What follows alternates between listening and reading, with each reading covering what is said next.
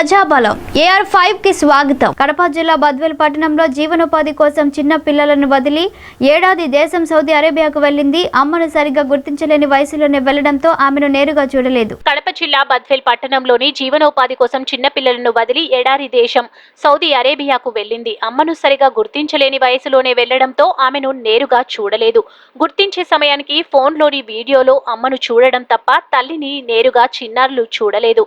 మా అమ్మ ఇండియాకు ఎప్పుడు వస్తుంది అంటున్న పిల్లలు, 2 ఏళ్లుగా సేటు ఇంట నిర్బంధంలో ఉన్న రసూల్ బి పిల్లలు ఆవేదన వ్యక్తం చేస్తున్నారు. గల్ఫ్ దేశంలో ఉన్న తల్లిని ఎలా కాపాడుకోవాలో అర్థం కాక కుటుంబ సభ్యులు తల్లడిల్లుతున్నారు. పిల్లల పోషణ నిమిత్తం గల్ఫ్ దేశానికి వెళితే అక్కడ సేటు పెట్టే చిత్రహింసలపై వాట్సాప్ ద్వారా వాయిస్ మెసేజ్ పంపిన ఆమెను ఇండియాకు రప్పించే మార్గం తెలియక నిస్సహాయ స్థితిలో ఉన్నారు. పూసలవాడలో నివాసం ఉంటున్న దస్తగిరమ్మ మస్తాన్ దంపతుల కుమార్తె రసూల్ బి 15 సంవత్సరాల క్రితం పొద్దుటూరులోని ఓ వ్యక్తికి ఇచ్చి వివాహం చేశారు.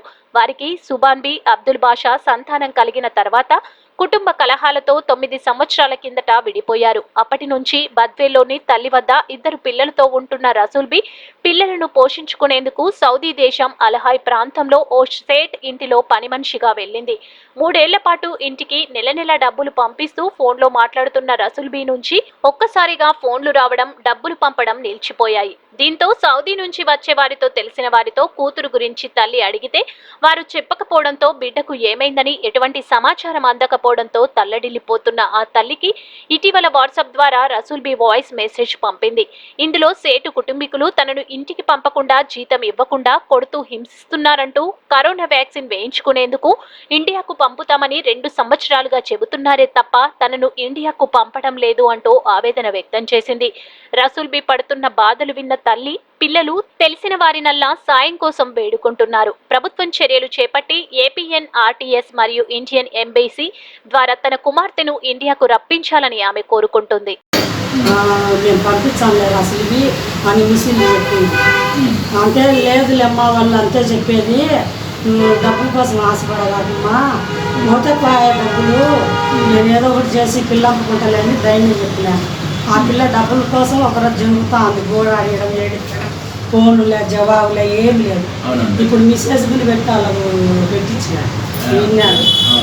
కొత్త చేస్తున్నాను సార్, మీరే ఏదైనా దయచేసి నా బిడ్డ. సో ఆల్రెడీ వాళ్ళ గురించి అదే ఆమె ఇండియాకి వచ్చేటట్లు మన వాళ్ళు ఆల్రెడీ చేస్తున్నారు.